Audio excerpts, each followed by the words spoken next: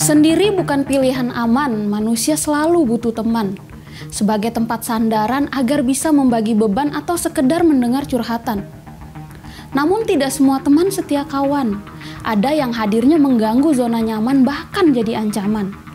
Ada yang fisiknya manusia tapi naluri seperti hewan pelan-pelan memanfaatkan, perlahan menjelma jadi lawan. Dari minjam duit lalu lupa ingatan sampai sering minta harga teman, tanpa peduli nasib dagangan. Apakah ini fenomena biasa dalam pertemanan? Atau tanda-tanda akhir zaman? Selamat datang di Indonesia Banget, saya Priska Barusegu, tuan rumah, bukan tamu. Harga teman bikin tuman.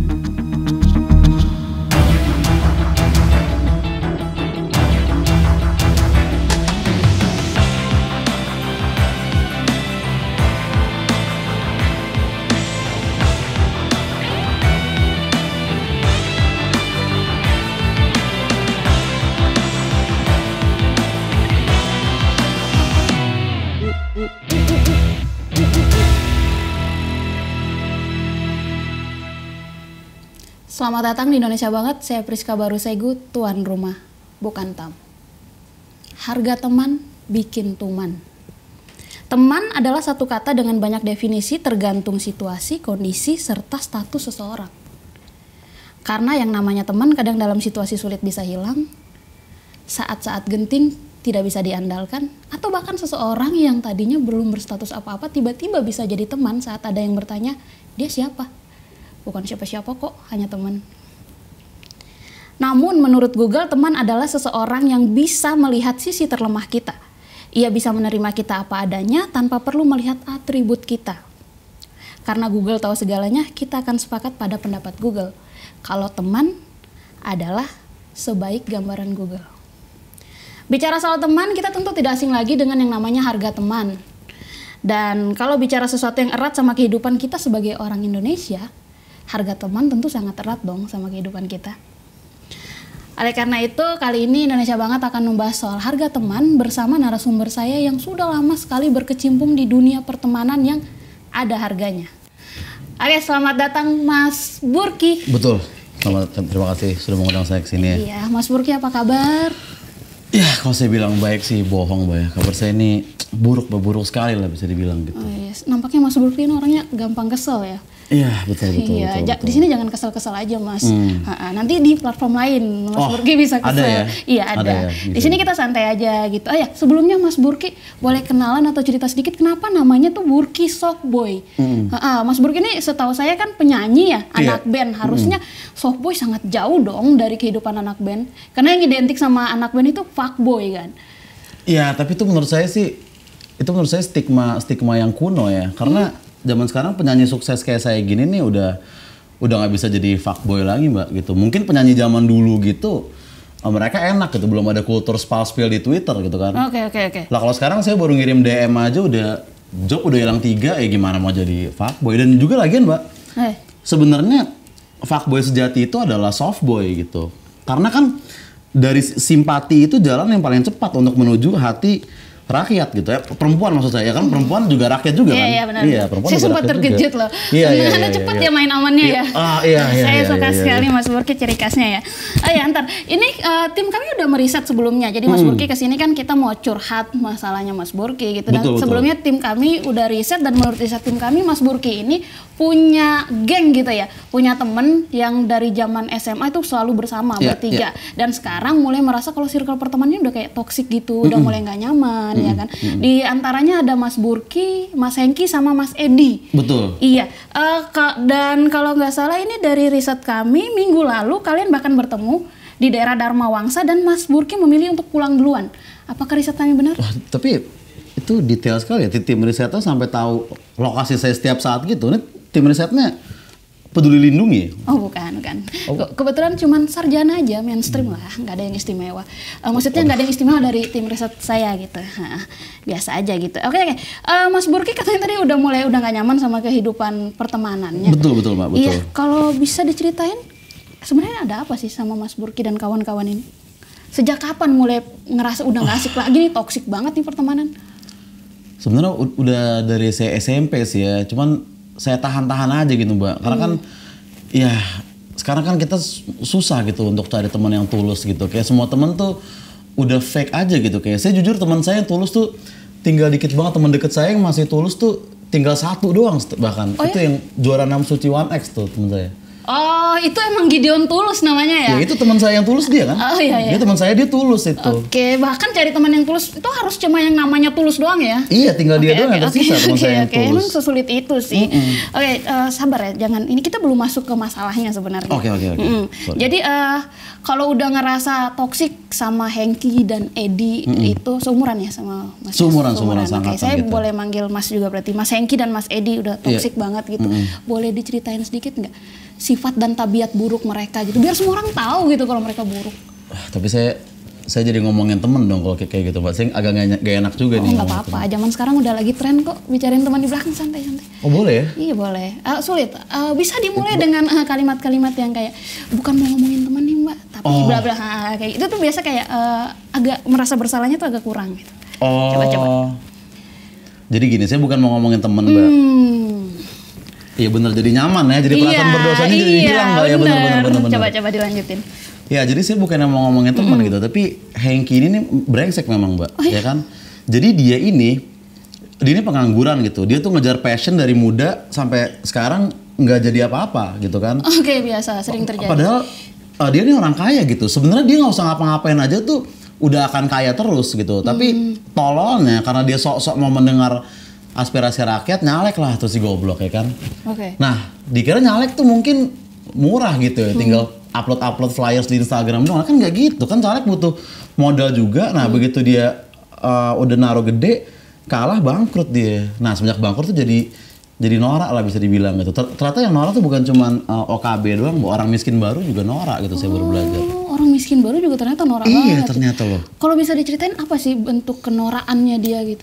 Dia sebenarnya dari waktu nyalek juga udah norak sih. Dia tuh ngasih saya job manggung di kampanyenya dia lah, terus ngasih saya job endorsean kayak ngupload di story, terus job kayak webinar gitu, nyebelin banget. Lah harusnya kan happy dong dikasih job sama temen lagi kampanye, nyanyi di kampanyenya, dapat duit, kenapa malah kesel? Ya karena begini Mbak, mungkin kalau dia bayarnya harga normal mungkin saya senang ya, tapi dia ini pakai harga temen gitu, dan harga temennya nih cuman cukup untuk nutupin ongkos saya ke sana doang ya kan, mendingan saya temenan sama abang GrabCar-nya gitu. Iya bener. Saya bilang ya ini mah bukan harga temen Hengki, ini mah harga musuh gitu. Lu kenapa jadi nyalek boleh, cuma jangan nyusahin temen gitu lah maksudnya. Oh gitu. Iya. Ya emang caleg kan gitu, bakal nyusahin. Kalau misalkan dia gagal dia nyusahin temen, kalau dia lolos ya nyusahin rakyat. Emang bidang itu ada cuman buat nyusahin sih. Jadi Mas Burki nggak usah. Lo berarti maksud Mbak caleg tuh pekerjaan yang nyusahin gitu? Nah, jadi tadi si Hengki udah pernah diobrolin belum tentang kekesalannya gitu? Hengki lu jangan gini dong, gitu. Iya. Harga teman mulu. Ya saya sih nyoba Mbak ya, tapi kan ngomong sama orang kayak gitu tuh percuma gitu, cuma didengerin doang, tapi dia nggak akan beneran ngerti gitu maksudnya. Sama aja kayak ketika rakyat kita ngomong ke DPR gitu.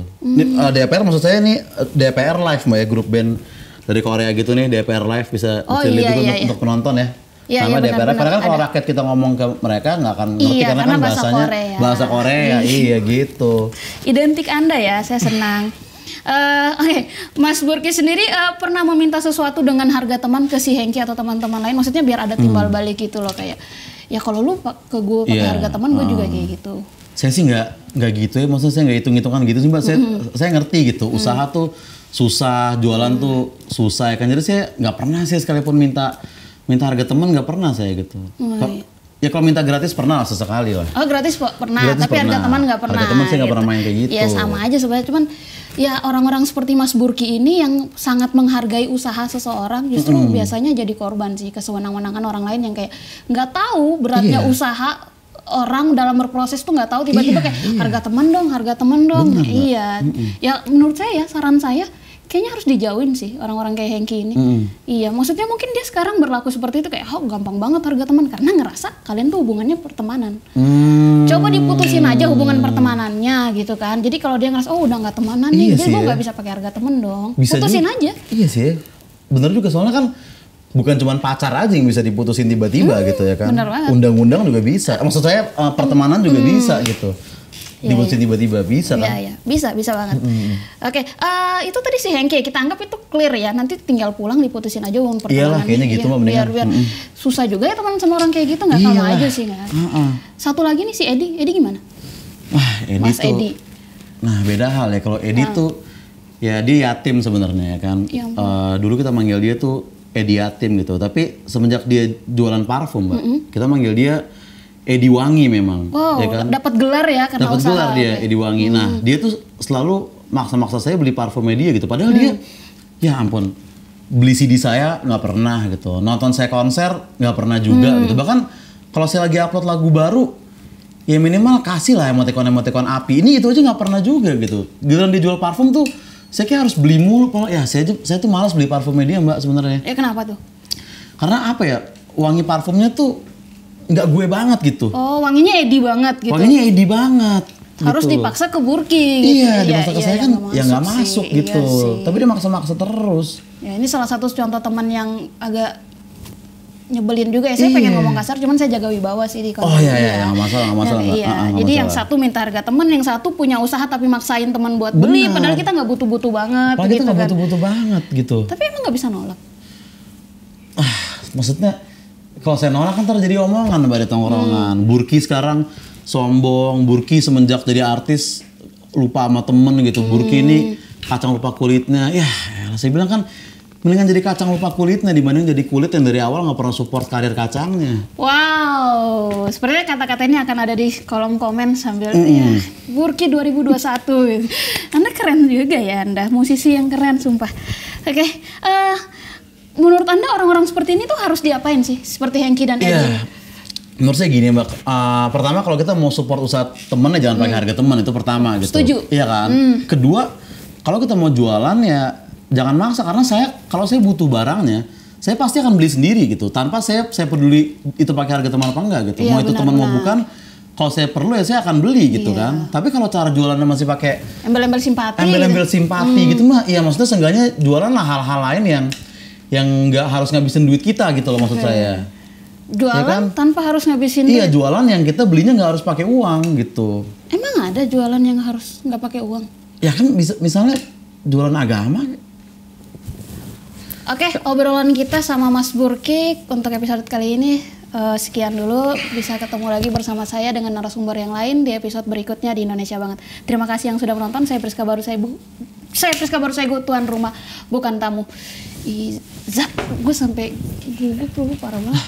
Gue pikir tempatnya kita begini begitu. Ya, lu kalau di konten lu main aman, giliran di konten gue agama lu. Beda jurang ya kalau di sini. Iya, nggak semua Emily kayak gitu, lu. Ih, parah lu.